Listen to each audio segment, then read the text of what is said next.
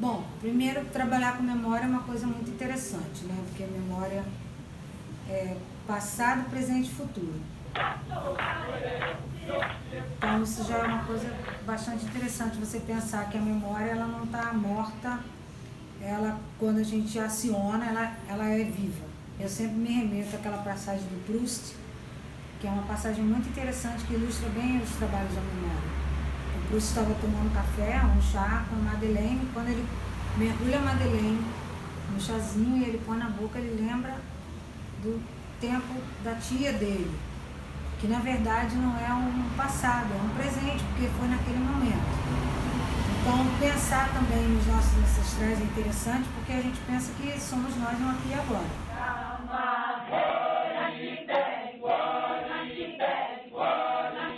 avó Francina, ela era filha de um fazendeiro muito rico. Tinha mais 4 irmãos, mais 3 irmãs e mais um irmão. O pai dela era um fazendeiro daqueles ricos mesmo, que tinha fazenda, que tinha escravos. E ela conta pra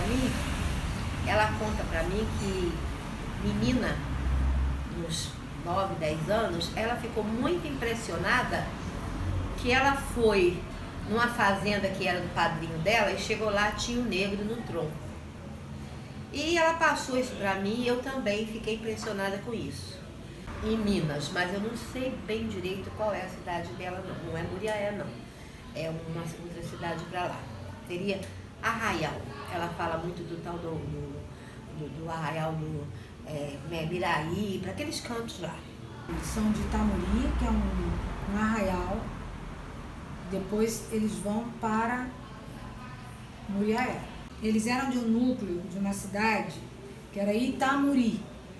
Se você pensar pelo nome da cidade, essa cidade não tem um nome à toa. Devia ter alguma coisa de índio ali. Então, se mapear, provavelmente vai achar alguma linhagem aí. Porque eles eram desse núcleo de Itamuri, depois é que eles foram para Muriaé, que é outro nome indígena também.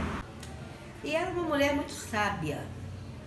Ela se casou muito nova e foi obrigada a morar numa tapera no meio do mato, porque o marido saía para viajar, embora o pai dela fosse rico, mas eles não tinham condição. Então o marido saía para viajar, não sei qual é a função do meu avô primeiro, ela foi casada 2 vezes. E ela disse para mim que tinha uma tapera, ela tinha que amarrar uma corda na cumieira e botar o bercinho da filha dela. E ficava com uma panela de água fervendo no fogão a lenha para jogar em cima das onças. Porque a onça sentia cheiro de leite de criança, né? Porque aumentava e ficava rodeando a tapera. Então ela jogava panela de água fervendo na cara da onça para poder a onça. E dali, por essa situação toda, ela teve que se virar com ervas do mato. E segundo ela, não sei se a avó dela, ou a bisavó dela, era índia, caçada a laço no mato. E ela aprendeu essa medicina indígena através da ilha. Foi passando, sabe que é uma palavra oral. Então, essa bisavó dela falava para a avó dela e assim foi passando. Seguinte, esse primeiro marido dela morreu. O meu tio Bahia era um dos filhos mais velhos, mudou para Muriaé. Casou, foi para Muriaé. E o menino morava em Itamuri. Depois foi para Muriaé. Muriaé constituiu família.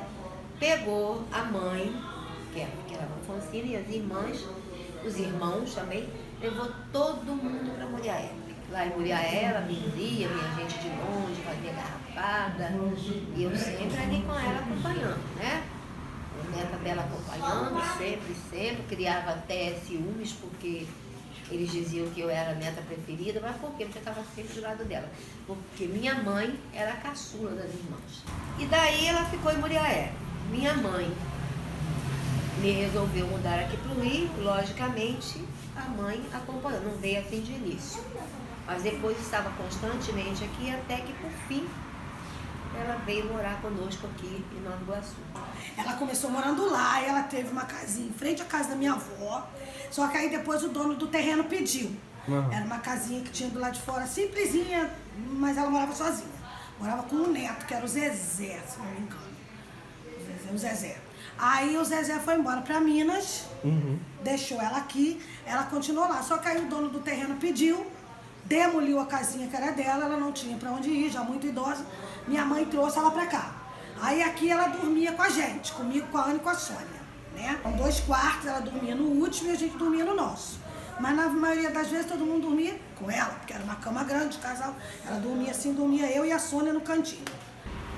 O que eu lembro da Valfocina é sempre que ela dormia aqui naquele 3º quarto, né?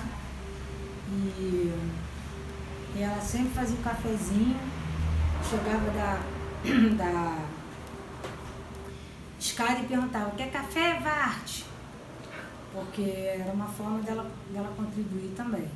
E ela morava no final dessa rua aqui, na frente de onde mora a sua tia Inês hoje. Que a avó Jandira morava de um lado da rua, ela morava na frente da casa dela. E era uma casa muito velha, muito antiga, assim. Mas ela tinha lá as coisinhas dela, depois é que não deu mais para ela ficar sozinha lá, porque ela morava com o Zezé. O Zezé é primo da sua avó. Aí, o dia que ela discutia com a minha mãe, ela juntava as malinhas dela e ia pra casa da minha avó. Chegava lá na casa da minha avó, ela ficava 1, 2 dias. No 3º dia, ela brigava na maioria das vezes com o meu avô, que era genro dela, né? Aí ela pegava as malinhas e voltava pra cá. Vó, por que você voltou? Ai, o Varte tá muito chato. Aí ela vinha pra cá. Aí aqui ela ficava 2, 3 dias. Aí ela gostava de fazer café pro meu pai, bolinho, um biscoito que ela fazia, que só ela sabia fazer, que era uma delícia. Ela ficava um pouco na minha casa, ficava um pouco na casa da minha mãe, ficava um pouco na casa dela, na casa da Iracema, da outra neta. Ela estava aqui, aí minha mãe falava com ela alguma coisa que ela não gostava. Quando via, cadê ela? Já tinha ido embora. Pegava essa reta aqui e ia lá para casa da avó. Aí minha avó falava alguma coisa com ela, quando a minha avó olhava, cadê ela? Já tinha voltado para cá. E ela dormia numa caminha lá no quarto último, que a gente chama aqui, né? Ela sabia fazer tudo garrafado. Chegava lá, homem com impotência, ela garrafada. Era catuaba, era sempre um vinho bom, um vinho assim meio adocicado, jerubeba, umas frutinhas verdinhas.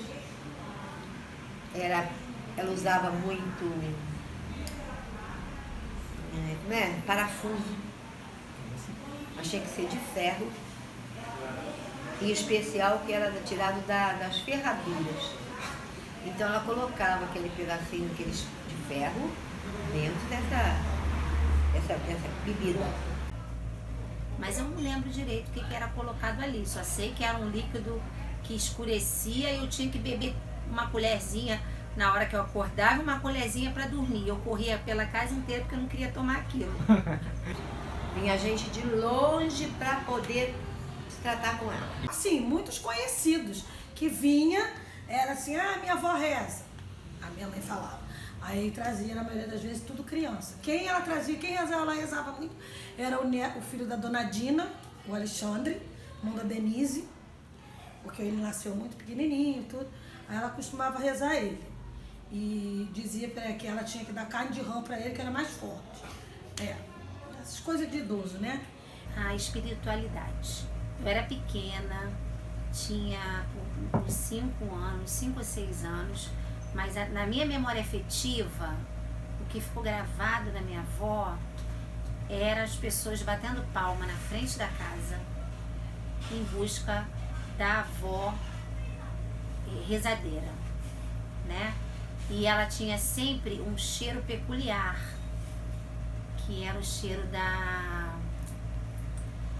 daquela erva, Arruda. a da arruda. E esse Ela falou umas cheiro, outras ervas, mas eu não lembro. mas a arruda era o cheiro mais forte. E até quando eu vou ao mercado, quando eu vou à feira, quando eu sinto esse cheiro, me remete imediatamente à imagem dela. Eu me lembro que ela era amiga da Dona Joana. E a Dona Joana, elas conversavam muito, as duas velhinhas, e a Dona Joana também era benzedeira. Então eu me lembro mais de ser benzida pela Dona Joana do que pela minha avó, minha bisavó, né, no caso, a avó Afoncina. Nunca vi minha avó fazer uma reza ou fazer qualquer coisa pro mal, era sempre pro bem. Se procurava, ela dizia não, categoricamente não. E nunca cobrou por nada que ela fez. Aí as pessoas, ela gostava muito de talco, de sabonete, aí as pessoas davam a ela de presente, queriam dar dinheiro, ela não aceitava. Então davam a ela uma caixinha de talco, uma caixinha de sabonete, e ela ficava feliz. Dava um lenço de pescoço e ela ficava feliz. Interessava, achava interessante, ficava vendo ela benzer as pessoas, ela não podia ficar atrás. Eu tinha que ficar sempre na frente, porque atrás, conforme acabava, jogava um raminho e ali naquele raminho, e por incrível que pareça, quando ela jogava os raminhos para trás, eles chegavam seco, mais seco que parece que você jogou e botou no sol, na hora.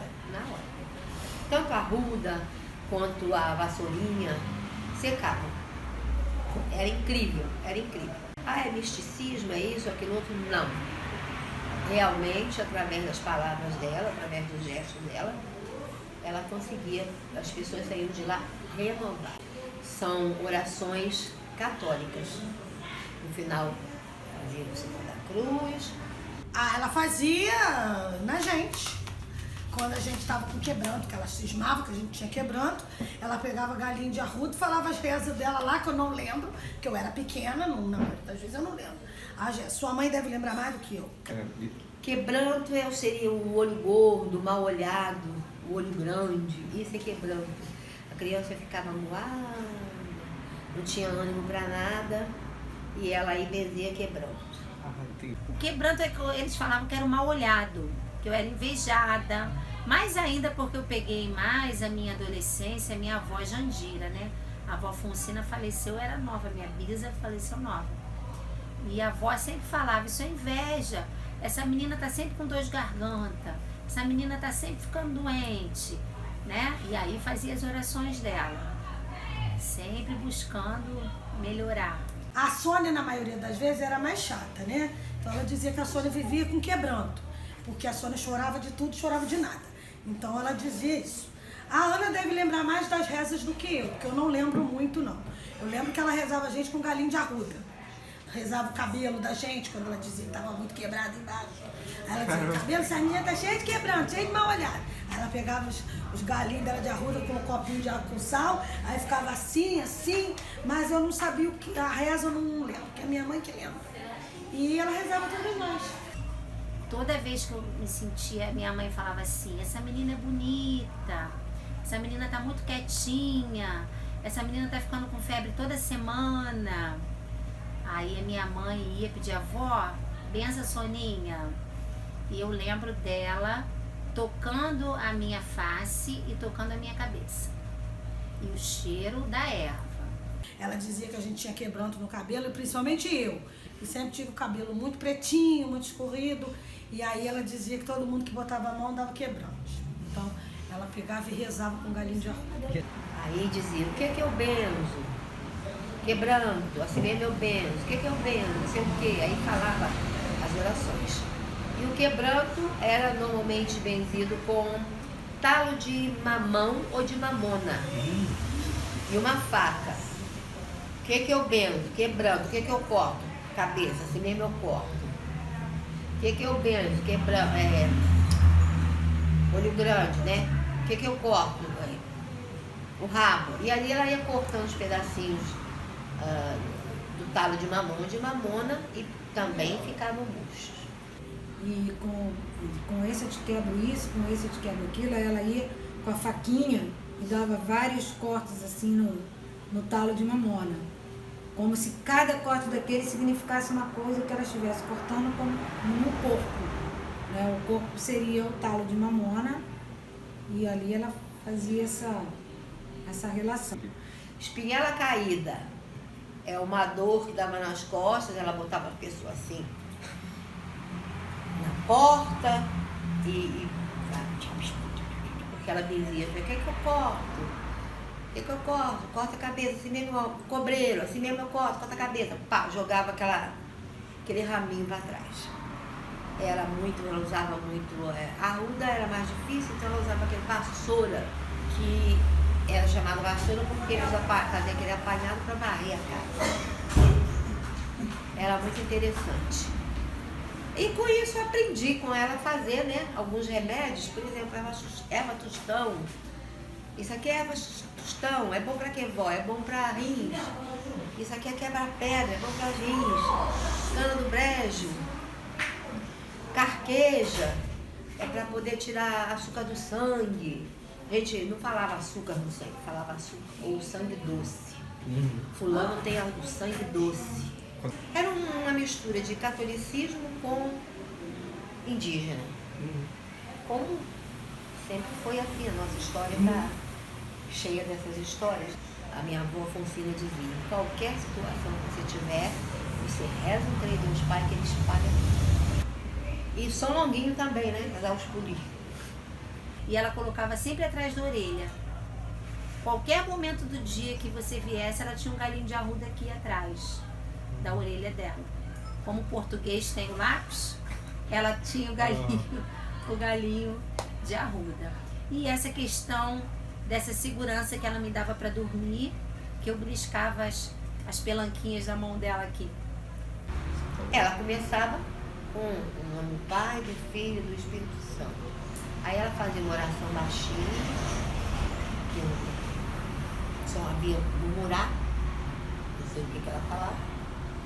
E depois que ela fazia as perguntas da pessoa. Então tinha que partir da pessoa, ou se fosse criança, da mãe da criança, que não soubesse falar, compactuar com ela ali naquela reza. Outra coisa que eu me lembro da avó Alfonsina também, o vô Figueiredo, o pai do meu pai, sempre teve muita erisipela. Sentia muitas dores na perna.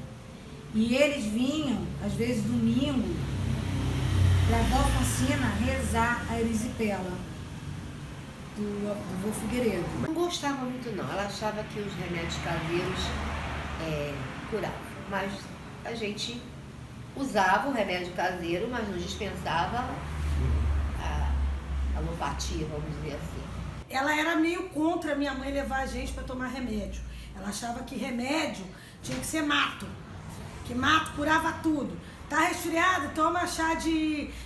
Faz xarope de guapo, com mel, com beterraba, com folha disso, com folha daquilo. Ela dizia que a minha mãe tinha mania de levar a gente no médico porque isso não curava. O que curava era ela benzer e os remédios naturais. Ela tinha as crendices dela. Criança não podia comer ovo de noite porque fazia mal. Não podia comer banana depois de uma determinada hora porque fazia mal. Tudo para ela fazia mal. Tudo assim. Ela é do tempo que manga com leite morria.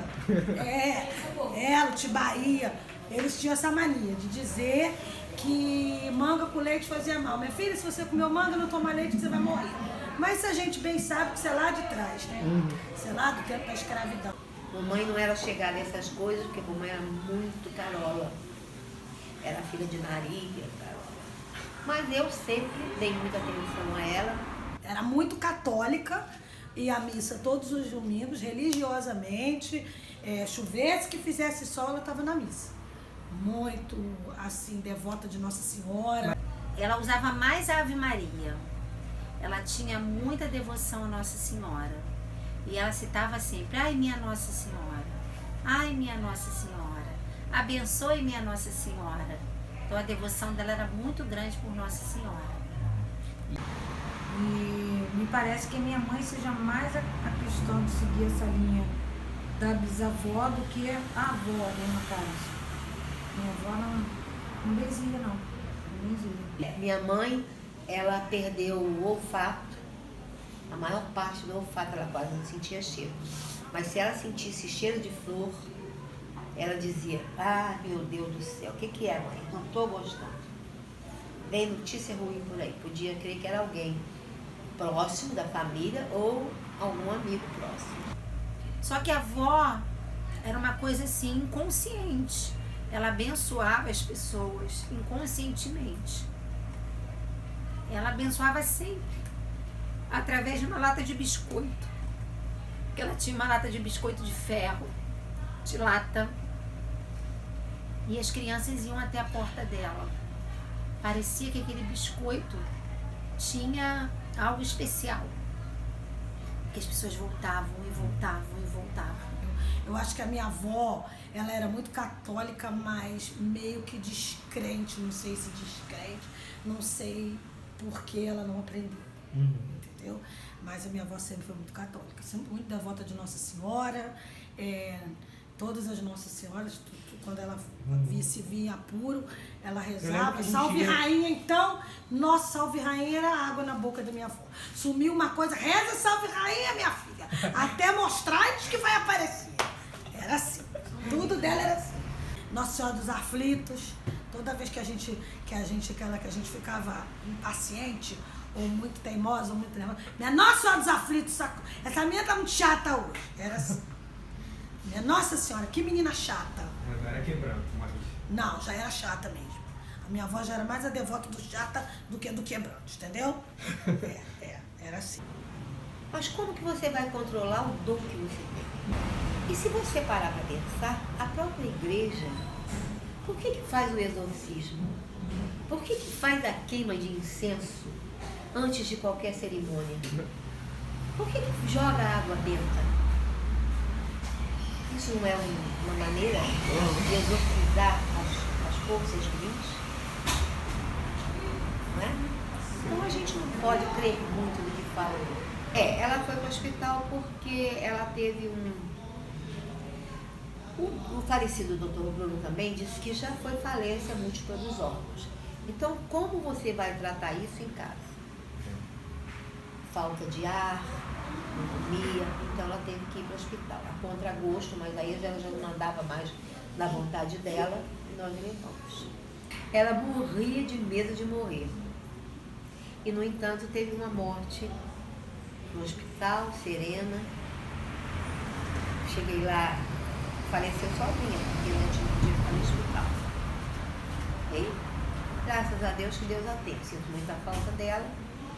E ela tinha uma mania de dizer que, quando a gente falava assim, vó, tá muito tarde pra você comer. Não, eu vou comer porque se eu morrer, eu vou morrer de barriga cheia. Eu tenho medo de morrer de barriga vazia. Porque ela dizia que tinha medo, que não sabia como é que ia ser a vida depois da morte. Se aonde ela ia chegar, ela ia ter comida. Então ela dizia que ela tinha medo de morrer com fome.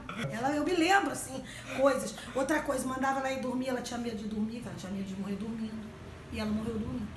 Foi quando ela ficou doente de verdade que ela foi pro hospital, porque ela pouco ficava doente. Quando ela foi pro hospital, foi para ela não voltar. Aí não voltou mais. Já muito idosa, com 96 anos, também. Porque ela já estava com 98 anos, ela faleceu com 98 anos. Então até vinha pessoas procurá-la, mas nós poupávamos, né? Porque a idade que ela tinha, qualquer esforço para ela, até falar um pouco mais, era difícil. E eu me lembro que perto dela faleceu, e agora eu entendo isso como uma coisa meio nervosa. No dia que eu acho que ela morreu, eu estava no velório, a gente ficou pulando em cima da cama da minha mãe, mas brincando, não era você festejando a morte dela, não era isso. E depois vieram e chamaram a atenção, você que isso, que falta de respeito, sua bisavó morreu, vocês estão aí brincando, pulando, gritando. Mas eu entendo isso hoje, né, que seria um anti-estresse, porque o clima devia estar tão pesado que a gente, como criança, achou a maneira de desestressar pulando em cima da cama, fazendo uma zoeira. Ela queria ter me passado as rezas, só que é o seguinte, não pode ser oral, eu teria que escrever tudo. Mas como eu já trabalhava, depois já no final eu trabalhava, não tinha muito tempo, fui deixando, não deu tempo. E uma coisa, eu precisava da presença dela para dormir. Muitas vezes eu estava agitada e quando ela chegava próximo a mim, ela era muito enrugadinha, muito velhinha, e eu apertava a pele da mão dela. E por mais, eu não tinha noção da força, por mais que eu apertasse, ela não reclamava. E eu ia dormindo, mexendo na mãozinha dela, naquela pelezinha enrugada, apertava, apertava, apertava. E no dia seguinte a minha mãe contava que ficava até roxo. E a minha mãe falava assim: vó, como é que você deixou, vó? Não deixa ela apertar a sua mão. Deixa, menina. Deixa, menina. Ela é a raiz e eu sou a ponta. Olha que coisa linda. Né? Eu era a raiz, eu fico lembrando. Eu era a raiz. Era a ponta. E eu dei umas coisas por ela que eu também não lembro.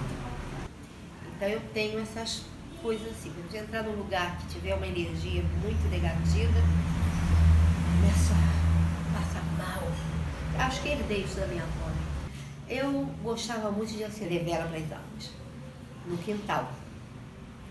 Então eu comecei a ver muito vulto passando na janela. Olhava assim e ia. E quando sua mãe, Ana Maria, era pequena, eu morava lá fora, lá no apartamento. Eu estava sentada na sala, sua mãe dormindo. Eu vi nitidamente passar uma pessoa, encaminhar para o quarto dela. Eu fui atrás. Fiz uma oração, não me lembro, acho que eu rezei um Pai Nosso, um credo, não sei, fui. Graças a Deus, não tinha nada, cheguei lá, sua mãe estava dormindo pacificamente no bercinho dela. A gente herda, né, essa espiritualidade, a gente não sabe por que razão você herda as coisas dos seus ancestrais. Essa foi a história da Dona Fonsina, uma senhora que nasceu no final do século XIX, uma senhora muito sábia, muito amada por todo mundo. Deixo aqui meu testemunho da minha avó querida.